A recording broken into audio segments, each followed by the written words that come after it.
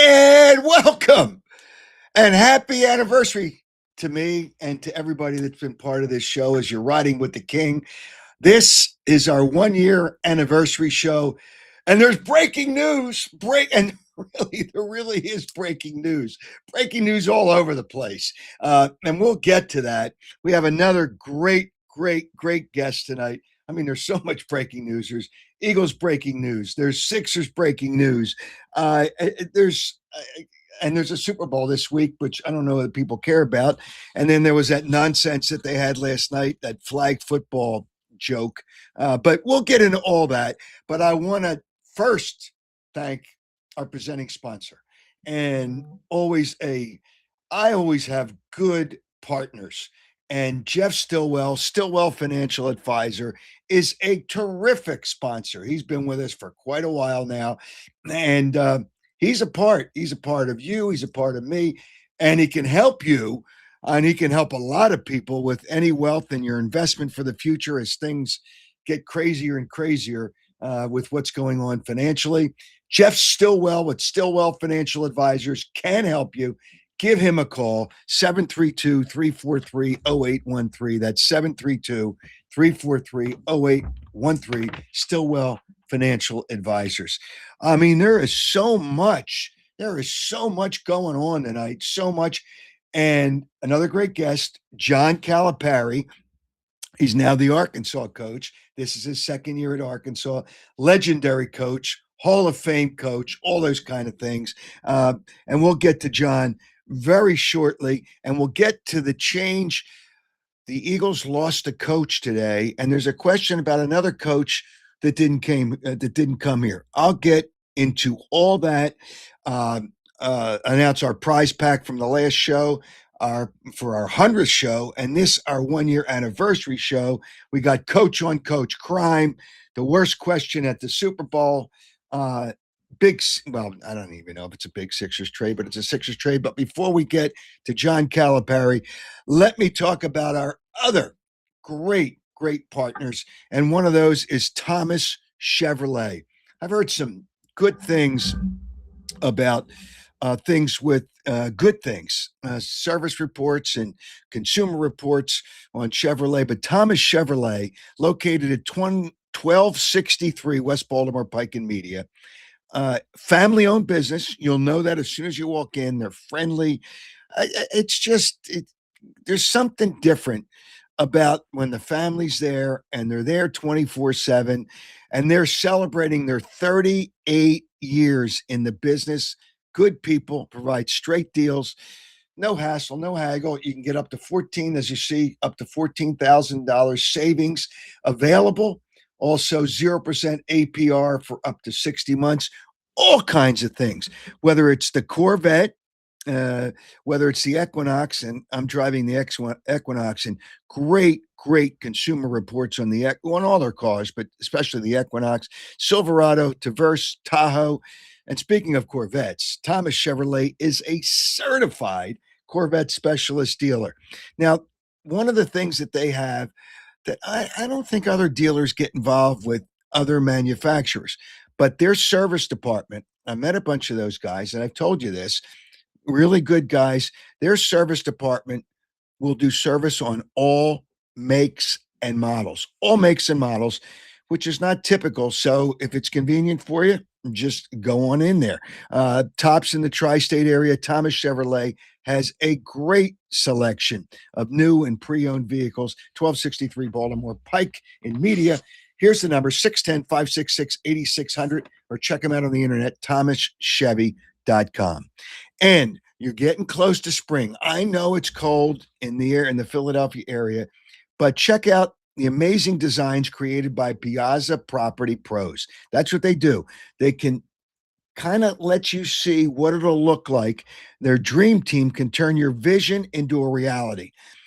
At your backyard, you can kind of enhance that, whether it's a pool or there's other things you need to have done. Start here, and now is the time to start planning for the summer. Piazza Property Pros brings the experts directly to you. 25 years of experience. That's important. They don't subcontract. That's important. Top-notch craftsmanship, That's important, whether it's landscaping, whether it's fencing, whether it's pool maintenance. You can trust Piazza Property Pros. Give them a call. 610 566 2608. That's 610 566 2608. Call them tomorrow. I mean, obviously, I don't know that you want to call them as we're on live, but call them any day. Call them anytime. 610 566 2608. 26, let me repeat that number, 610 566 2608, or check them out on the internet, piazzaoutdoor.com. You know what? I always try to have great guests, but I always try to have special guests. And we have another one on the show tonight. And that would be, and I'm going to, the accolades are just, it would take me an hour to start running down the accolades, but I'm going to run down some of them. Let me welcome Arkansas head basketball coach, John Calipari. John, welcome to the program. I'm telling you, I'm looking at all your accolades, and I just, okay, got a national championship, 15 years at Kentucky, where you went to 6 Final Fours. You have close to 900 wins. You're in the Basketball Hall of Fame. You're a 3-time Coach of the Year. I just, is there anything else you can accomplish? First of all, welcome. Is there anything else you can? Well, let me give you this. Jim Gray, he and I are friends, but we're getting to ready to play in the Final Four. We get beat, and he said, "Do you know you're the best coach that has never won?" Right? He tells me that. Next year we win it. He said, "You may be the worst coach that ever won one." I mean, you can't win in this. If you call a timeout, you shouldn't have. If you do call a timeout, why'd he do that? I mean, look, all I'm about is trying to help these kids. I told them today, we practice, we're going twice today, but we practice, and I said, I'm not mad at you. I'm mad at me. How did I let us get to where we were to where we are right now? So as long as I stay focused on that, I can have fun doing this, and you and I can still laugh at each other. I knew you when you had holes in your shoes. Well, here's what's amazing. Besides, the many wins that you have, and obviously most of them in college basketball. Besides all those wins, you made it to what, 3 or 4 Final Fours without winning the national championship. And then people, I guess, are pissed off at you because you don't win the national championship when you get to the Final Four. Yeah, I mean, just getting to the Final Four is a challenge. Oh, yeah, it's unbelievable. It's like ridiculous. We had a couple that we lost. I look at it and said we could have won 3, but you know what? Winning a national title with that team, I can still remember Anthony Davis walking in saying, I can't make a shot at halftime. You guys score, I'm going to block shots and rebound, which is what he did. He was 1 for 10 from the floor and won the most outstanding player because he blocked shots, he rebounded, he played for his team. Duran Lamb had 22. Michael Kidd did his thing. Darius did his. I mean, the whole team did their thing. And we won where they really became a great team. And, but I've had other really good teams. I mean, really good teams. Had 3 teams win 38 games. So, I've been blessed. Parents have entrusted me with their child. What's interesting? You've coached, not counting, I think it was 1 year as an assistant coach with the Sixers, 37 years total. 3 of those years I believe, with the Nets. And college is different than the pros.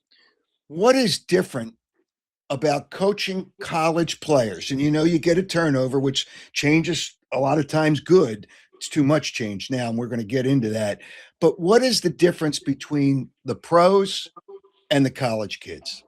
The biggest thing, when you're in college, you're here to do everything you can to help the kids get where they're supposed to go. You can counsel them aggressively. You can get them in individual meetings. You can throw them out of practices. You can sit them out games to get them to do the right thing. In the NBA, if you encounter that kind of player, you start him, you get him a lot of shots, you promote him in the media, and then you trade him. I mean, that's a big difference in what you're doing. I mean, it's more in college, I've got a responsibility to a lot of young people. And the reality of it is I'd like to help 20 to 25 more families before I'm done. We today with Jamal Murray making the All-Star game, that means I've had 13 All-Stars. 13. I don't know how many All-Star games they all played in, probably 25, but 13 had 2 MVPs in the NBA, have player of the year or in college, but in the NBA, all those kids, defensive player of the year, rookie, they preparing them. And everybody could say, well, they were there before you got them. Well, then why aren't all the kids making it? I didn't always have the best kids. Right. So if we could stay locked into helping young people and not surrendering, in other words, holding them accountable and sometimes being aggressive about it and telling them, if you don't change, I'm not playing you, or you can't be here. We can't be what we need to be with you here. And usually, you don't have to walk them to the cliff and let go of the hand and they jump into the abyss. Normally, they'll figure it out. And in the end, we have to win for them to really do what they're supposed to do. So it's a combination of doing that and winning ball games. How do you still have fun coaching? And you're animated, you're excited, but it looks like when you do your press conferences, when you do all those things and you're working with the kids, it looks like you're really still having fun. How do you keep yourself to have fun coaching players in basketball? If you can stay focused on them and their growth, and you take great satisfaction in that, you can still do this. If every game is winning and losing is dying, if you look, you can't be in this long. And so for me, look, we just lost a tough game to Kentucky. Like I tried to tell my team, and I told them today, it was a loss to me, not losing to Kentucky. We lost the game. Right. And when I watched the tape, we had our chances to win the game, and we didn't do it. We did stuff. We lost our cool. We did things at the end, and they took the game from us. We didn't give it to them. They just said, we're not losing. You move on. Like, yeah, I suffer for a day. And now I move on, and we're going twice today, which is Tuesday, twice on Wednesday, and maybe twice on Thursday to say, look, we got to get some things right. Defensively, my teams, Howard, defensively have always been really good. This team should be way better than we are defensively. And rebounding the ball, we got guys, athletes, they're long. Come on now. I mean, we're doing things we have to do better. And that's on me. And normally, like I said today, I'm not mad at you guys. I'm mad at me. How did I let this get to this? The memory that you had, you have the national championship and put up the picture. I mean, you could see the excitement of when you won the national championship in 2012 with the University of Kentucky. I mean, your players are excited. You're excited. Everybody's excited. But, the thing is, and you had such great success at Kentucky. When I talked to John Harbaugh last week, he said he realizes, and every coach has an expiration date. Did you realize it was time and your expiration date was there at Kentucky to move on to Arkansas? What kept me at Kentucky as long as I stayed was if I left a group of players. It got easier when I left that they could all leave. And I didn't feel the sense of I can't leave a player here. I had chances when I had Derrick Rose and those guys that I could have left Memphis. I didn't leave because I couldn't leave Chris Douglas and Antonio Anderson and Robert and Joey. I couldn't leave those guys there. I had opportunities 5 years before I left to leave Kentucky. But it all came back to, what? If I do that, I'm leaving these kids who came here to play for us. But now, when you leave, they leave. I'd stay. How about this? They could leave. I mean, it's a totally different thing. And you know what? It was time. Um, a great thing that happened for me was going to Kentucky. Just as great was coming to Arkansas when it Right. happened, and me able to get back into what I do and not deal with all the other stuff. And it's not fans. John told you, if you're worried about the fans, you're going to be sitting up there with them. Sometimes they're happy, sometimes they're mad. We could have come back and won a national title, they'd have been all happy. It's not about that. In-house does matter. Do you have the support you need? Right. Is everybody on the same page that you're on to what needs to be done? At Kentucky, they needed a new voice that people would listen to, because it is one of those jobs that, boy, I tell you what, you got to have everything in order to do well. You had Tyrese Maxey for how many years at Kentucky? How many years did you? One year. Could you? I mean, he's turned into a better shooter than he was when he came into the NBA. And I knew you preached how good he was going to be, and you knew he was going to be a player. How do you know a player? First of all, I think he's the best player on the team, on the Sixers right now. He's the best player. He's better than Joel Embiid because he plays for his teammates all the time. He plays hard all the time. And he listens to the coach. Now in college, that's one thing, but in the pros, once you become big time, then all of a sudden, I don't know that you listen to the coach. But what was it about him that you knew he was going to be a really good player? Do you remember at the end of that year what happened? We could have won a national title that year. Right. At the end of that year, we won the league by 3 games. The COVID shut down our year. So he didn't really get a chance to get in a tournament. And that's why I said to everybody, are you people crazy? You're going to regret. How many people passed on him?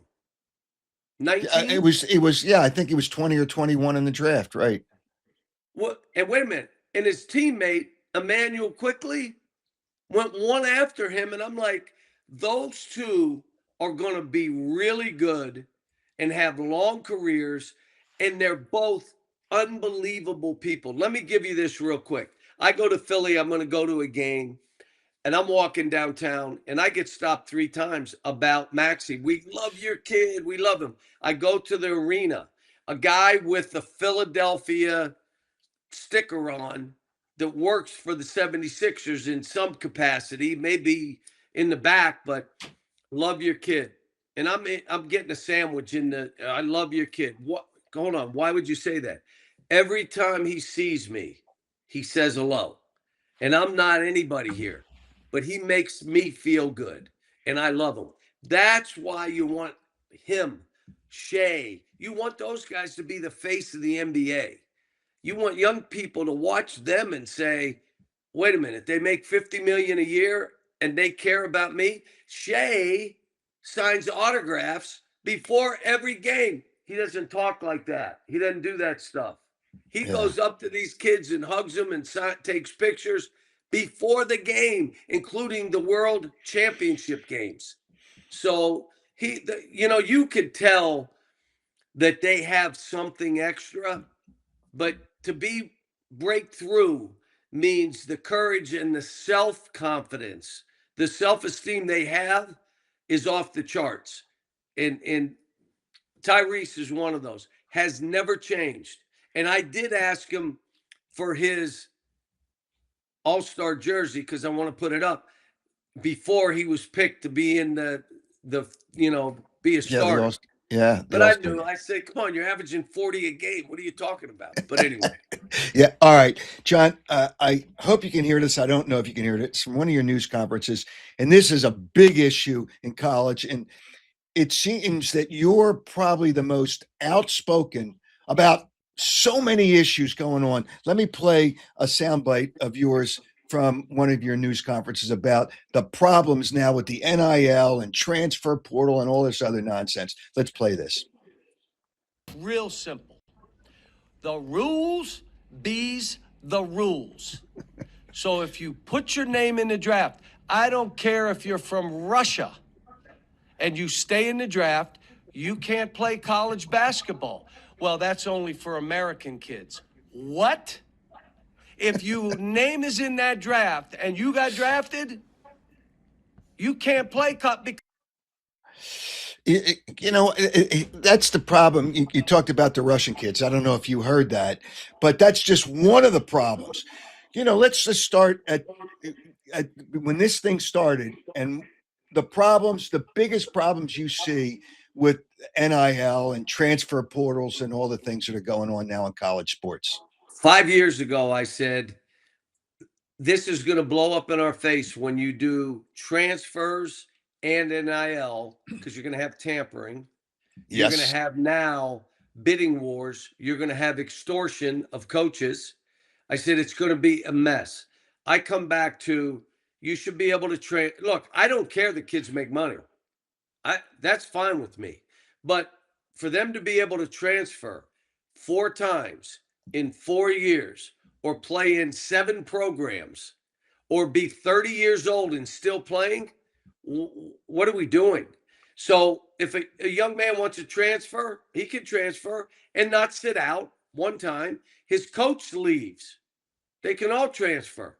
Mm-hmm. But other than that, after that, you got to sit out. You know why? Because you can get a college degree. You build value to where you are. You have people that are going to care about you when you're done. As far as being 30 years old and still playing, what? All right. In college. You have a 17-year-old son. He's worked his butt off to get a scholarship. You know what? You don't have many scholarships now. What is everybody waiting for? The 26-year-old that has 2 kids, he has a beard, he's on his second wife. But you know what? He's a pretty good player and he can help us. So now, instead of giving that freshman a scholarship, you're waiting. We're going to be scouting at the NBA Summer League. We won't go to these high school events. Why?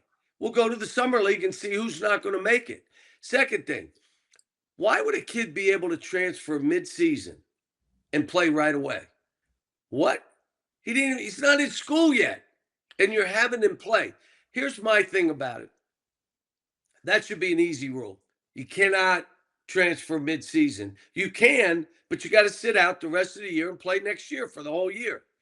But if you do, I don't know how I would explain that to the players that I'm coaching, that this guy's going to take. I know you practiced all summer, you worked. I told you this, I told you that, but this kid is going to come in and take your minutes and take your shine and take your opportunity. How am I ever going to recruit?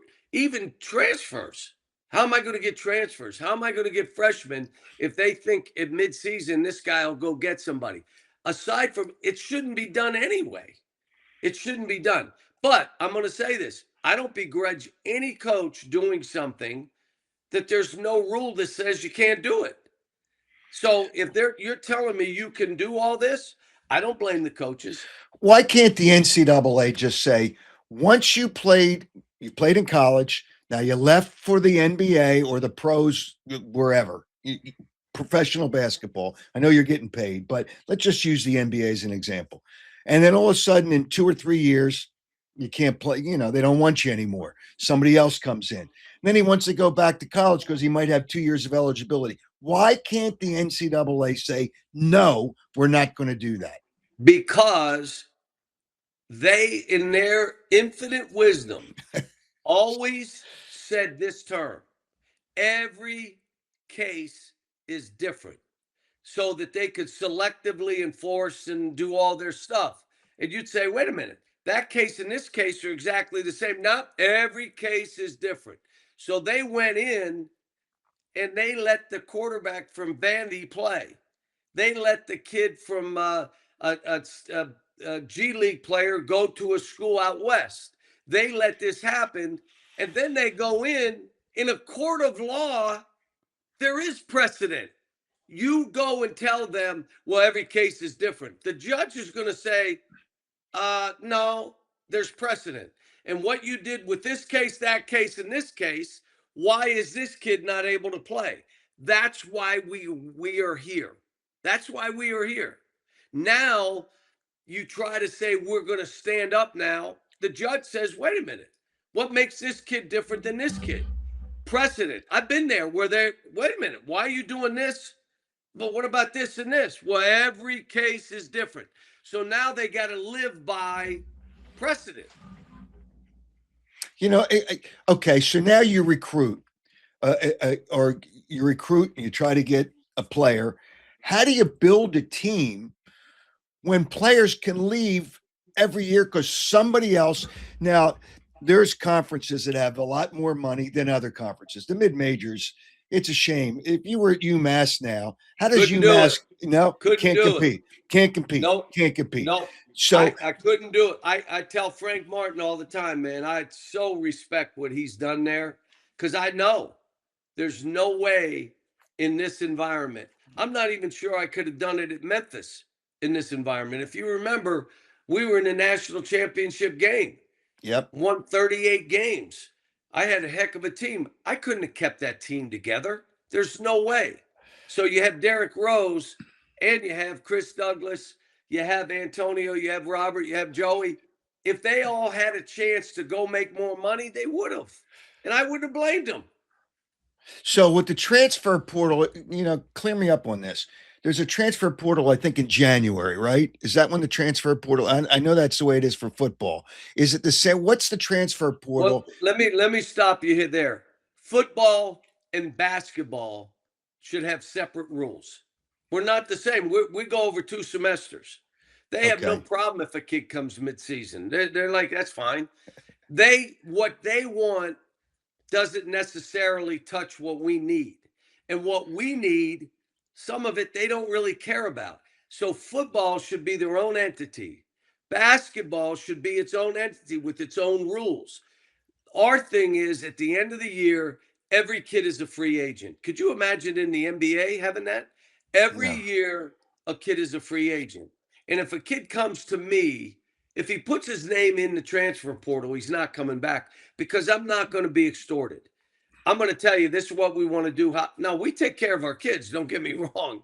But I'm not going to say you're going to make 3 times what one of my I don't know how you have a locker room. And if you do, you're better than me because you won't believe this. The kids do talk about what they're getting. I mean, they do. I mean, it is what it is.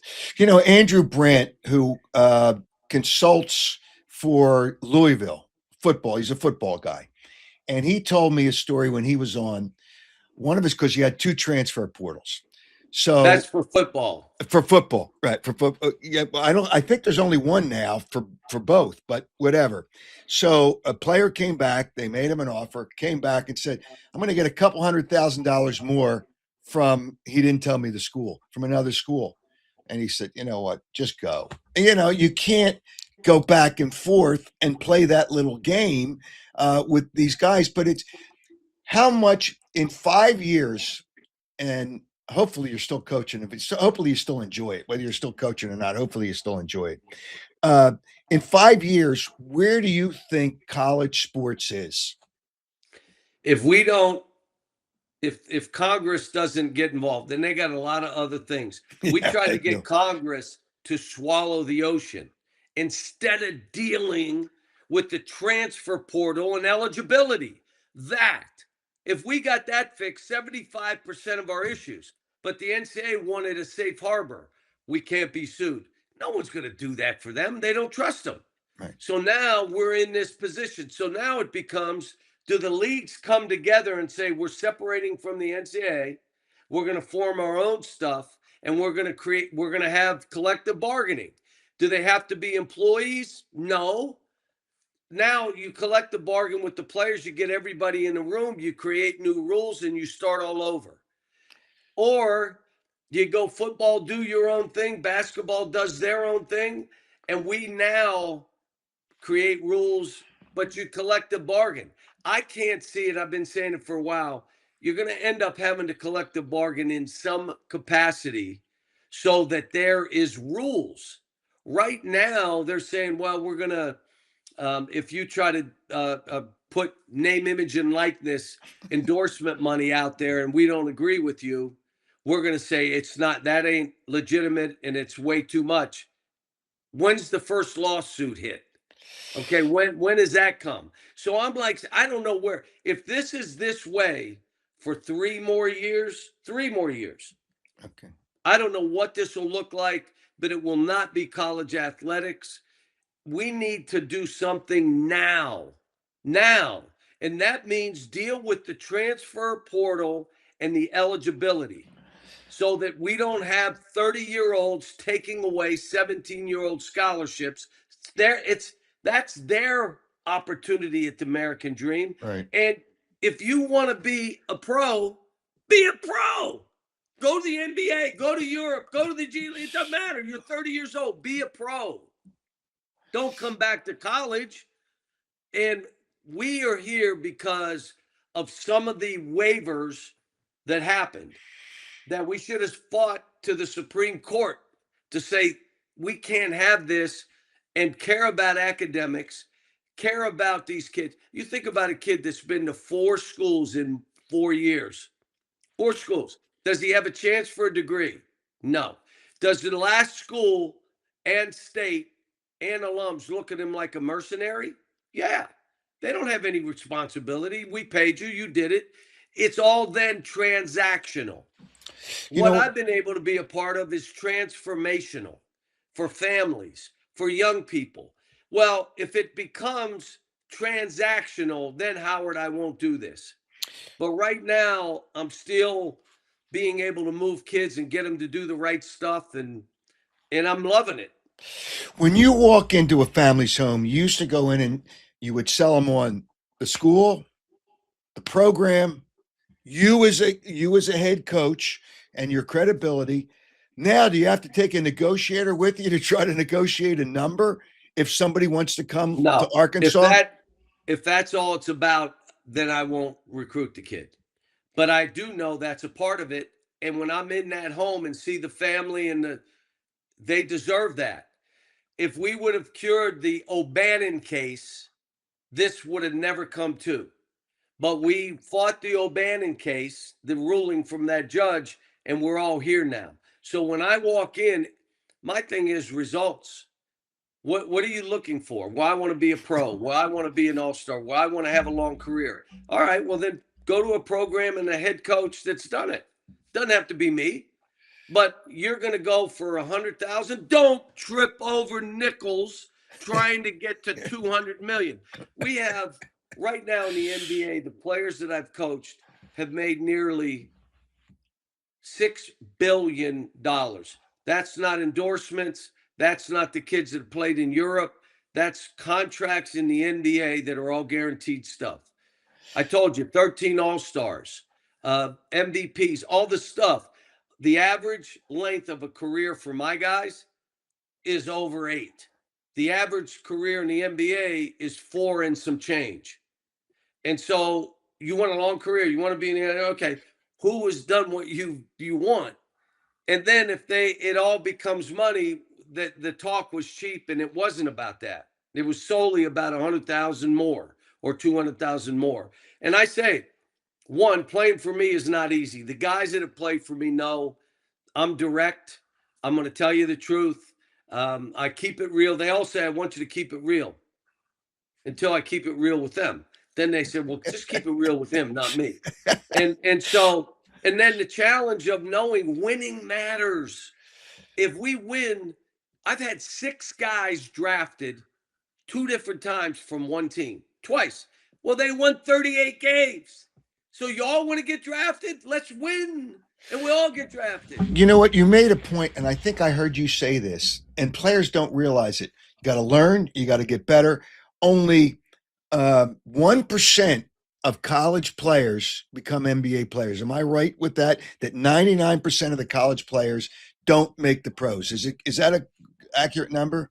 You're talking overall. In right. our case, like 70% of my kids get drafted, and 75% yeah, I'm not talking about specifically Arkansas. So let me recruit. So 75% get the second contracts, which means that's how it's $6 billion. So not every program, but overall, yeah, it's 1%. So now you got no college degree. You have no loyalty from the fans, the alums, because you transferred 4 or 5 times. You go to pros and you come back to do one thing. I just want to make that money, and I'm taking it out of the pockets of the Right. 17, 18, and 19-year-olds. So, yeah, but it is that, and I like to say, unless you play for me. You know, it's just, do you lose players coming out of, I know an agent who represents high school players. They're not allowed to get paid in high school, right? But he represents them, I guess, to find the best spot. Yeah, well, we don't have any rules, so I don't know. So here's what I would tell you, that if it's solely about money, like we're gonna do our part, but there are schools that'll be able to pay more. Let me tell you why. When you're in the SEC, most of the rev share money in every program, except maybe one, is going to football. And then basketball gets a smaller pool. Well, guess what? There may be 3 leagues, maybe 4 leagues. They make more money with their basketball rev share than we, so they're going to be able to pay more. And it's just how it is. And so we got to get the right guys. We got 2 freshmen that are starting. We signed 2. We hope to get another 1 or 2 more for next year. I'm not changing, Howard. I am recruiting freshmen. Now, it doesn't mean that I'm not going to have guys come back or maybe get a transfer big guy or a shooting guard, somebody that could help us. But I'm not just recruiting transfers. I'm not going to do it because, look, the joy I get is to see kids grow, boom, go on, sit at the draft table with them, watch them get drafted, know their life has changed forever. Their family's life has changed forever. That moves me. That keeps me going. You know, the SEC in football probably pays more money. See, I think that ought to be exposed too. How much money is the SEC paying total their players compared to others? And you're going to see a difference, not in the 5 major conferences, but, you know, obviously the mid majors. But how difficult is it? And I'm sure you got big backers, and probably one of the reasons you went to Arkansas is you knew that you get that kind of support, and they're going to be able to take care of players.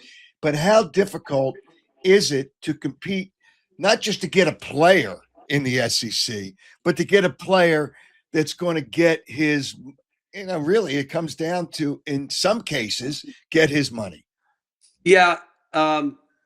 We're fine in that. And when you talk about football getting more, let me tell you, this football league, the SEC, their TV ratings are higher than NFL ratings. Yeah. So guess what? These kids should be paid. If everybody's watching and they're making money, they should be. Now, in basketball, the last few years, when I first stepped in the SEC, there were 3 teams making it. I mean, I remember begging for 5 teams, 6 teams. And now last year we get 14 basketball teams in. Yep. And a bunch of us got to at least the Sweet 16. So now, you know, the Big Ten's really good. The ACC's been really good and still good, and us, and you know, the whole format has changed. But there are some leagues that have more money, but not enough to sway a young person that wants to come here. You know what I'm saying? Yep. He really wants to come here. We have the ability. I'm not going to go overboard. What is it about Arkansas? Obviously, you had chances to go multiple places once you left Kentucky. What is it about Arkansas and Arkansas basketball? And obviously, you want the big prize at some point, that kind of pushed you towards Arkansas? Because I'm sure the money would have been similar at other places. What was it about Arkansas? Because they had won here. Coach Richardson won a national title. They had been to Final Fours. Eddie Sutton had won here. The support, not only in the state, in the Northwest, this little corner postage stamp is like ridiculous. It could be its own state. But the support on the campus, felt really comfortable with Hunter Yurachek, the The building, seats 20,000. I mean, all that we need. And I was still in the SEC. So I knew basically what the league was. The only problem when I left, the league became the best it's ever been. And we started last year 0-5 in the league. And everybody, they shut the coffin. They just didn't shove the nails in there. So we were able to kick our way out and go to a Sweet 16. And then we get up 18 and we end up losing that game. I thought we were playing well enough. I thought we were going to win a national title. And so it's crazy. But no, I'm really happy here. On my wall, my saying always, coach your team. I don't deal with any of the other stuff. You know what the other one is? Be at peace. I am at peace with what I did, why I did it. And being able to say on my terms, look, I'm doing this, and being, trying to take the high road, not trying to hurt anybody. Look, I had a great run. Now I want to have a great run here. And I want to do some of the stuff that we did at Kentucky. Let's just keep carrying it. Look, I believe culture travels. I do. Now, it takes time, and sometimes you got to recruit the right ones to establish it, cement it. But how we do things, I think culture does travel. In college football, they're talking about adding more teams to the playoffs. You're at, 68 now in basketball? 68. And there's always talk about more because and then there's more TV money. Do you think the number is right, or do you think there should be more teams to let other teams compete at the end of the season in a tournament? Look, where this all may go, the league may come together and they do something, and all the teams in those leagues that are in this would go. Right. But right now, the NCAA tournament ain't broke. Why would you try to fix it? Yeah, I mean, it is what it is. And so, it's one of the events, and it's a one-game shot. Well, you should never lose. Okay, every guy I know that coached this sport lost a first-round game. It's just because it's one game. That's how this is. But it brings excitement. It has the teams that shouldn't win advancing some. I mean, St. Peter's went to a Sweet 16 and had a chance to go to an Elite 8. Yeah. St. Peter's. I mean, but I'll be honest, now with NIL being, I think it'll be harder and harder for those teams to do that. Okay. I saw where your father just had a birthday. Is that correct? 93. 93. You got a lot of time coaching there, brother. You're going to be coaching for a long time. But if it's genes. You and I haven't worked a day in our lives. Let's be real. Okay. I know you haven't. And I've been a coach my whole life, so I've never worked. My dad was a baggage handler in his 70s, slinging bags. I mean, this guy, and I wrote it. He was a gatherer. He was a relationship guy. When I went to work with him when I was young, one of the guys didn't sling bags. He cooked. So the Polish guy did the pigs in a blanket. The Italian guy did the sausage and this. And so that guy cooked so that everybody after their shifts would come in and eat. Johnny Obusick cut hair. So he took the day off and cut all the kids' hair, all the guys. And I think he was tipping it a little bit. And I'm like, get him away from me. But my dad physically is good because, he's always cutting grass, doing stuff. And then mentally, he's better than I am. I mean, he remembers stuff and I go, you're wrong. And we make a call. Like, we'll call so-and-so. They'll say, no, he's right. It was. I said, how the heck you're 93. How are you remembering this stuff? How did you become a basketball coach? And I know you played college basketball. How did you become a basketball coach when your father really was not involved in that part of life? My sisters and I, the first college graduates, but when I was in high school, we lived in that bedroom community in Moon Township. The people that all of us looked up to were the teachers and the coaches. So I wanted to be a teacher and a coach since I can remember. And then when I was at school, Skip Tatala was basketball. Bill Sacco was basketball. Ray Bazzetti was baseball. You had Mark Capuana, Jim Bonney. They were football. So I thought, shoot, I guess Italians coach. Everybody was Italian and they were all the coaches. And so, I just grew up saying, I looked up to my high school coach, John Miller, who's Sean and Archie now, they're coaches. Joe Miller, they were all coaches, and we looked up to them, and they were like, now, I didn't know I'd be a college coach until I went to college, and I said, hey, maybe I'll do that. And then I did that, and I did the MBA, and then they fired me, so I went back to college. and it's just kind of played out, and I just hope I've shared with all these kids that I've coached, and I've left something with them, and it's not me just taking. And so these kids making it for me, that fills me, makes me fulfilled. And that's important. The media is an interesting thing. And I guess you kind of, they don't bother you in Arkansas. They may have bothered you in Kentucky, but right now they're not bothering you in Arkansas. Okay. You probably had moments. And, I remember we talked about it before we did this. John and other coaches, are mad at you. John Chaney was mad at you at one time. And he and I became great friends, but go ahead. Yeah. Okay. And that's a good thing. But Jason Kidd, I don't know if you saw it the other night, he plays Cooper Flagg at point guard. Jason Kidd played Giannis at every position because he figured, he knows the game. So the media questioned him after he scored 49 points as a point guard. He went off on the media guy. So there have been, or have there been, this is the question, have there been times when you've been pissed off at the media and you just wanted to go bang? Hey, listen, you don't know the game like I do. I did. I'll do this. Okay. And then I did it one time in the NBA, and David Stern called me and he said, I'm going to do you a favor. I said, what's that? I'm fining you $50,000 and you're not going to say one word to me. And you know what I said to him? Yes, sir.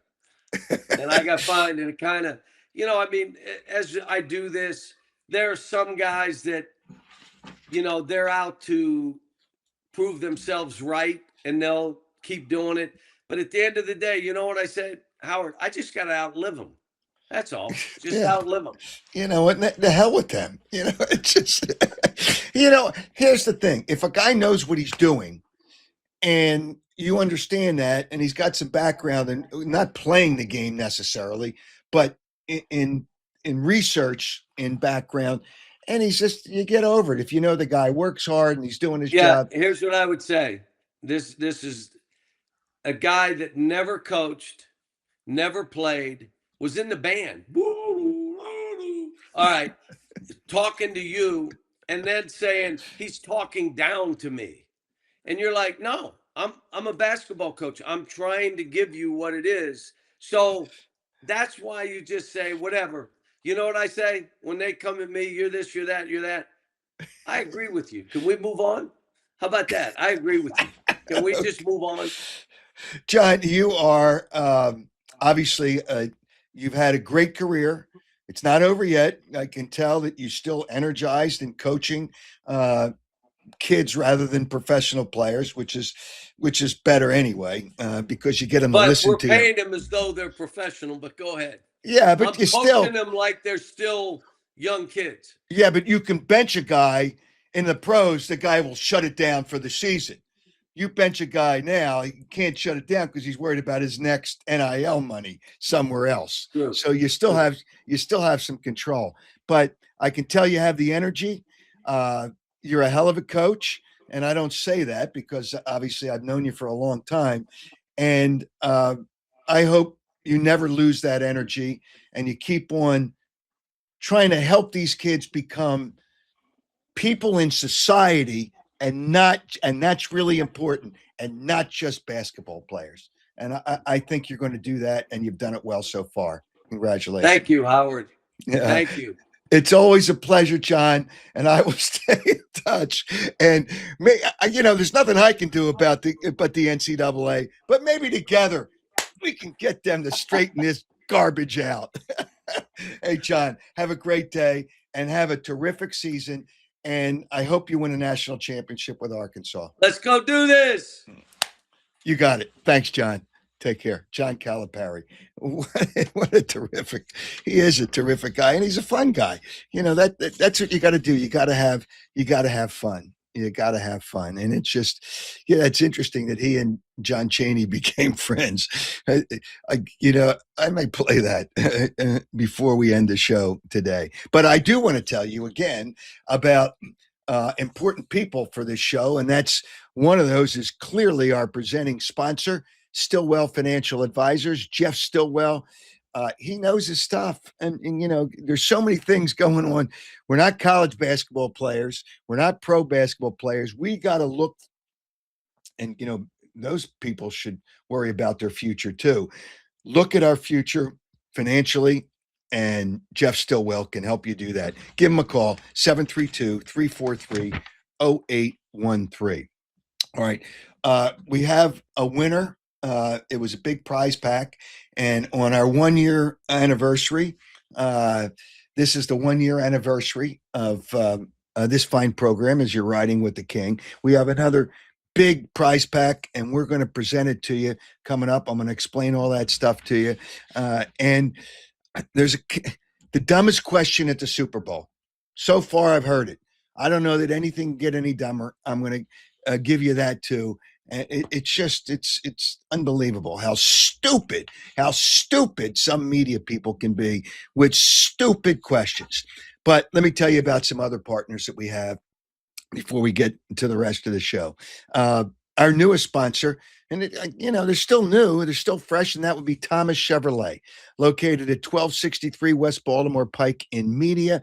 Thomas Chevrolet is a family-owned business, and I think you'll notice that I did before I even started to have them as partners. They were just regular people, nice people. They're not kind of coming down on you.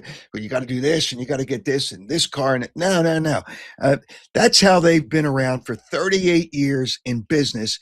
Good people, provide straight deals. No need to haggle and hassle over the price of a new Corvette, Equinox. I'm driving the Equinox right now. Silverado, Traverse, or Tahoe. The Corvette is still there. People still know a Corvette, and Thomas Chevrolet is a certified Corvette specialist dealer. Here's some other things that you might, and you will notice. Up to $14,000 savings available, 0% APR available on 60 months for up to 60 months. But the other thing that's kind of different with the dealership, and terrific service department. I met a bunch of those guys, and they service all makes and models. It doesn't have to be a Chevy, all makes and models. Tops in the tri-state area. Thomas Chevy has a great selection of new and pre-owned vehicles. Let me give you the address again. I'm telling you, just stop by. I just got by 1263 West Baltimore Pike in Media, or their number, 610-566-8600. That's 610-566-8600. Or on the internet, thomaschevy.com. You can check them out today. Another really fine sponsor would be Piazza Property Pros.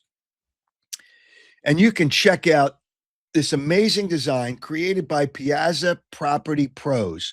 If you're thinking about adding a pool, I mean, this is what they do. This team can turn your vision into a reality. Your dream backyard starts here, and now is the time to start planning for this summer. Piazza Property Pros will bring you the experts directly to you. And they've been doing it for 25 years. They don't subcontract.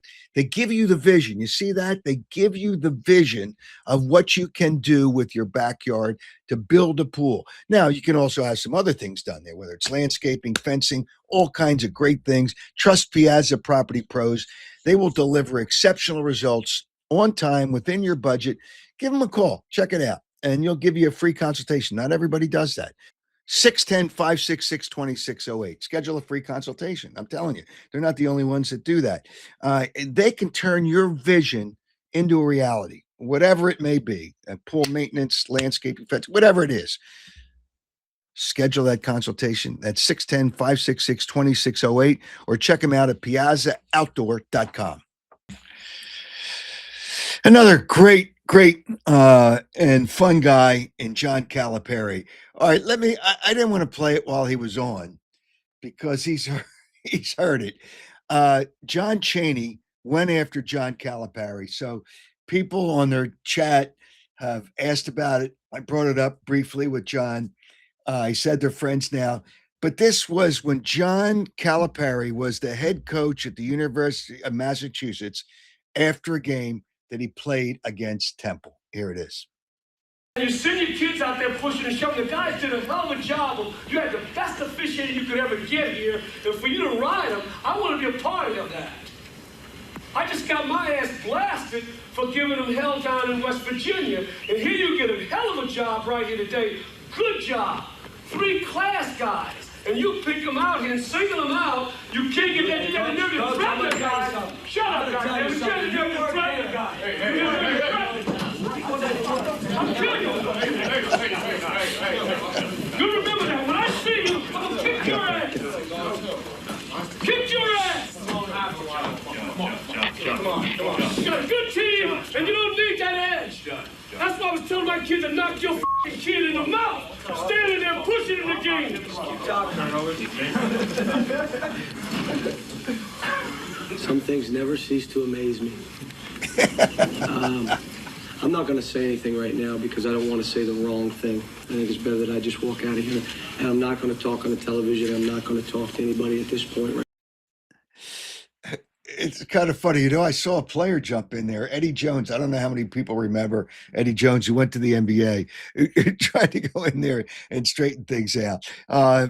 John Chaney was a very emotional guy.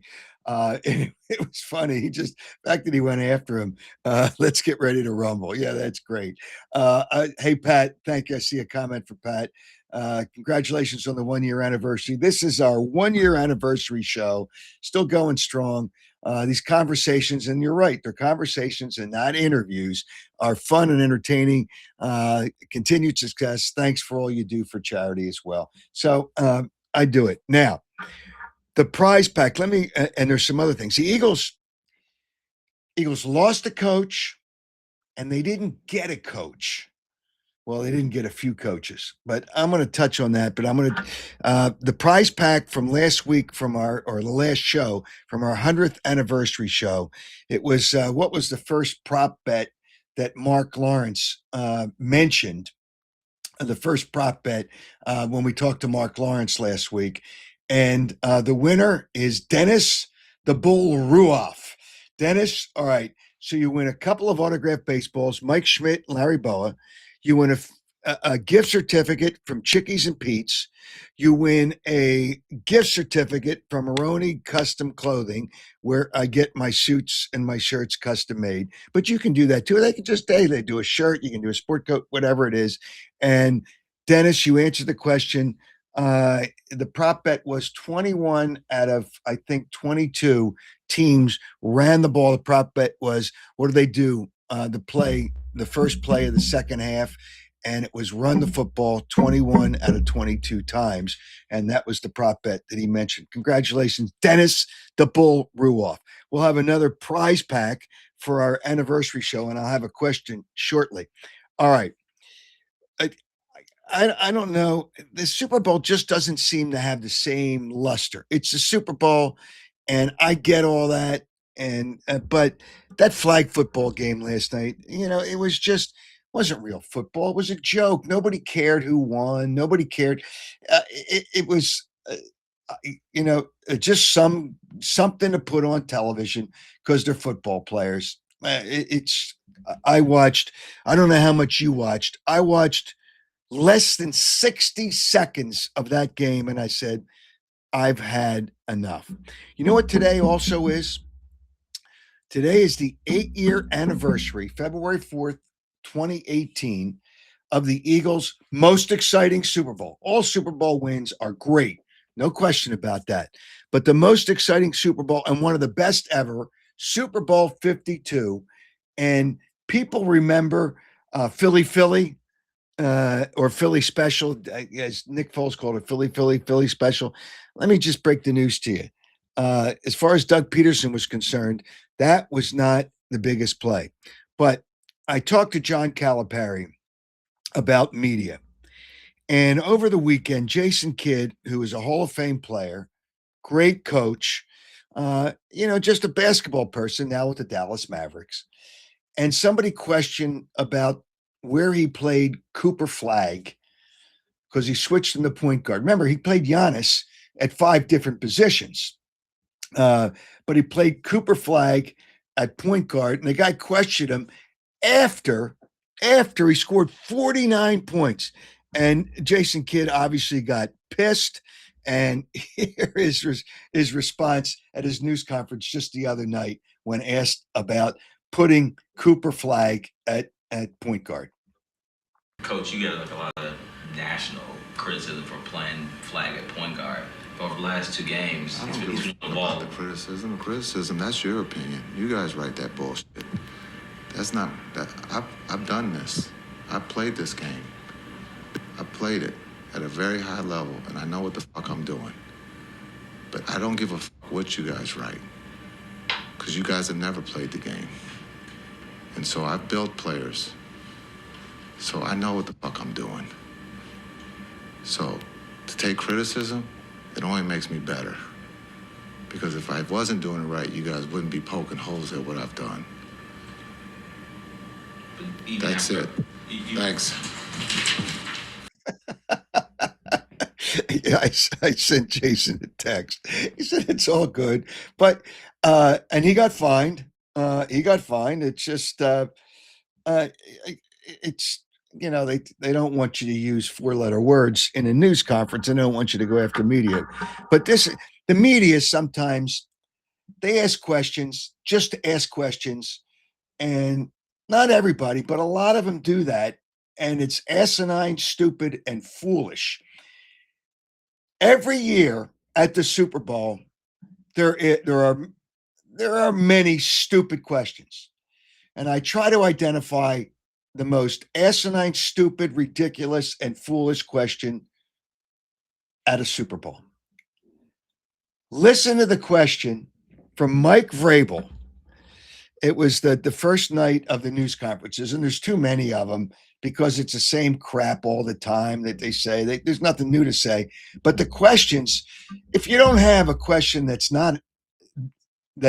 you have a question that's stupid, just don't ask it. Just don't, because you want to hear yourself on some audio service where they play the news conferences. Stupid. Here it is. Listen to the question to Mike Vrabel, and he was courteous in his response, but he shouldn't have been. Go ahead. Is this a must-win game? A must-win? Yeah, I think every time we go out is a must-win game. I mean, it's kind of the attitude that I've always taken in the National Football.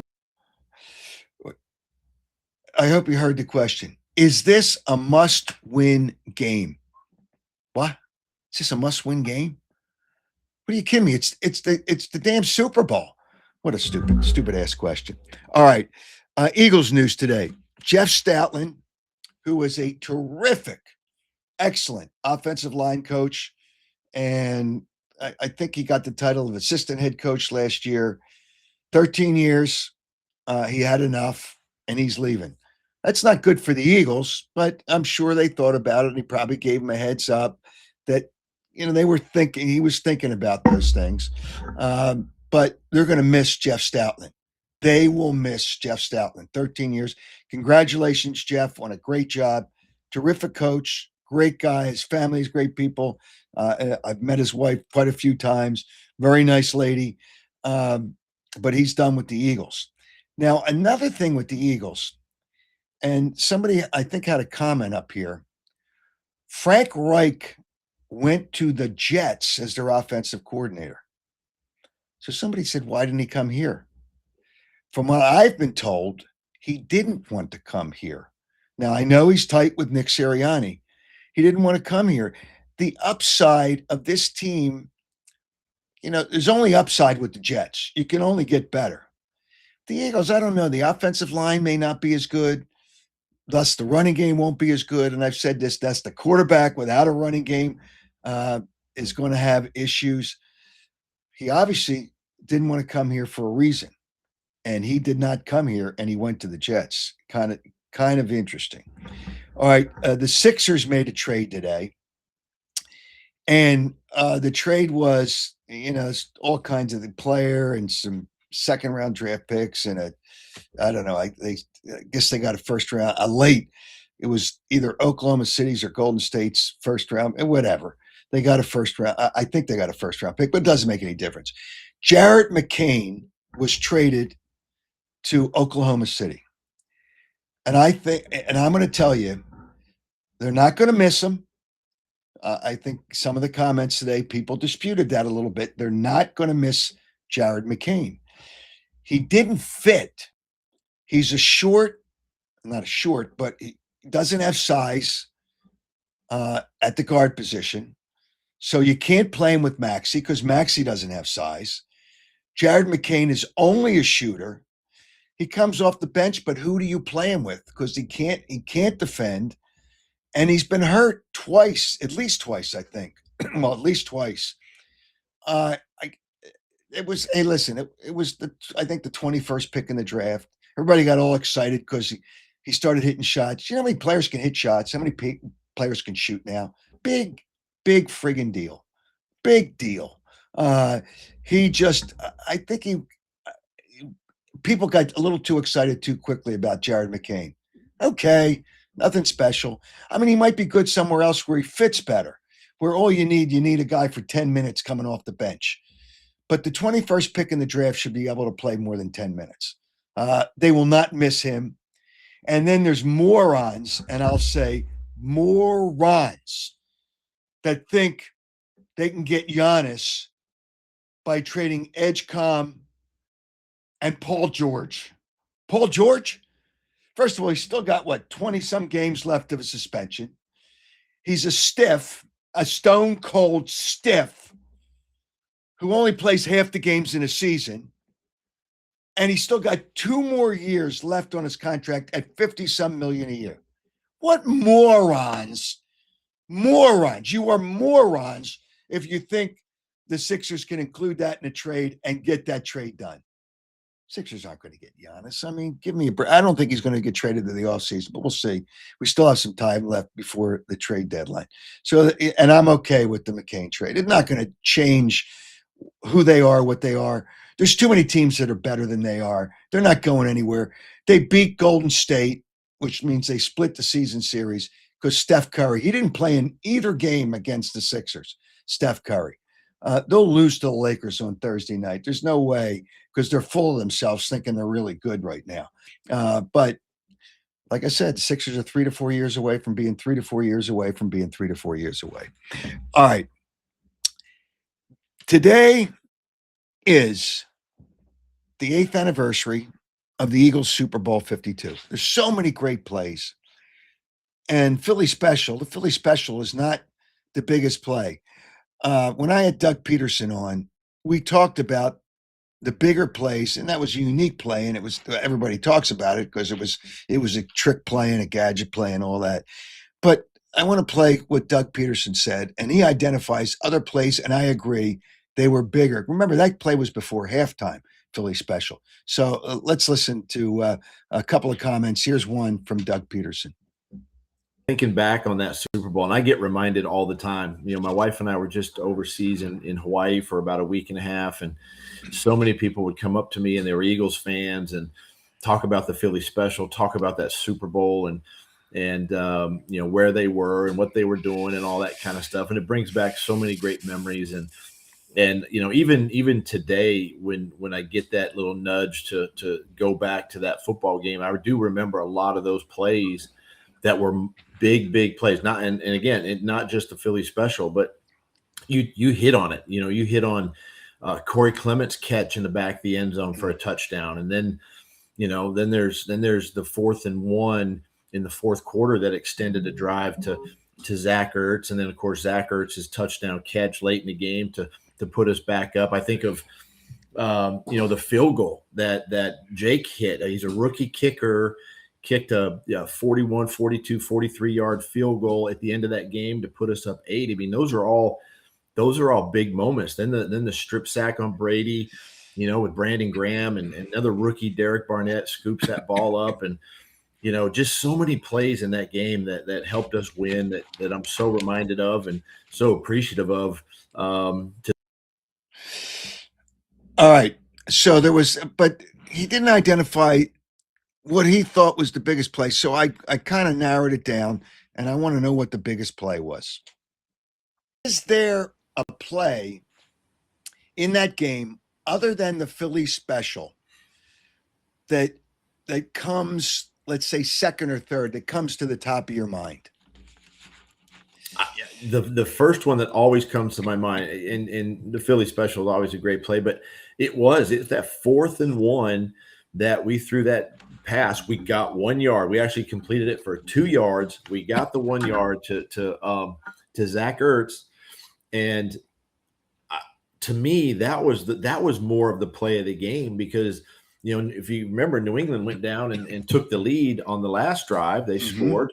We get the ball back. We're on our end of the field with 5 minutes or so left to go in the game, and it's 4th and 1 again. And so to me, I think about that play and that play. If we don't execute that play on 4th down, they get the ball short field.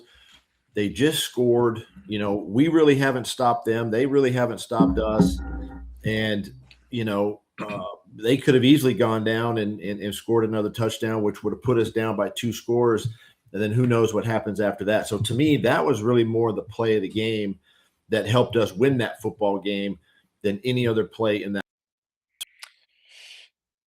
You know what? And on that drive, Zach Ertz scored the touchdown. So today, let's celebrate, which is one of the most exciting Super Bowls ever. Super Bowl 52. Today, February 4th, as we do this show live, is the 8-year anniversary of Super Bowl 52 for the Eagles. And it was a great memory for me, and I know it was a great memory because that's the first Super Bowl win for Eagles fans. That was the best one. It was unquestionably the best one. And they're all good, but that was the best one. And today's the anniversary. And that Zach Ertz catch was big. 4th and 1 pass, and they got 2 yards. All right. We have a prize pack to give away for this, the 1-year anniversary show. Let's take a look at the prize pack. Here it is. Okay. And I've given these away a triple pack, a hat trick of autographs. Ron Hextall, Tim Kerr, and Rick Tocchet, all important flyers in their time. That Gretzky is a Gartland figurine, and it was a big collectible, and it still is for people that love hockey. So hockey, I got you covered there with the Wayne Gretzky Gartland figurine. Also, a pair of Oakley sunglasses and a gift certificate from Maroney Custom Clothing.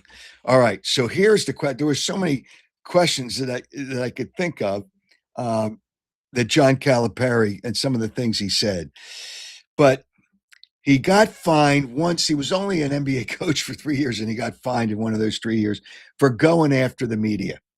So he went after the media one time. How much was the fine that John Calipari got by David Stern, who was a good commissioner? Now the commissioner now is just a fake. It's ridiculous.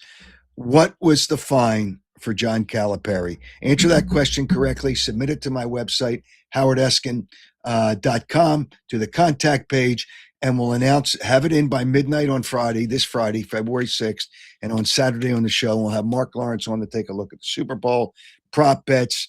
He'll come up with a couple of college basketball games again, and we'll do that on Saturday. So you got the question, you got the prize pack, and you got the 1-year anniversary of this show and the 8-year anniversary. How about that on the same day, the 8-year anniversary of the Eagles' first Super Bowl 52 win. A lot of good things. I see it.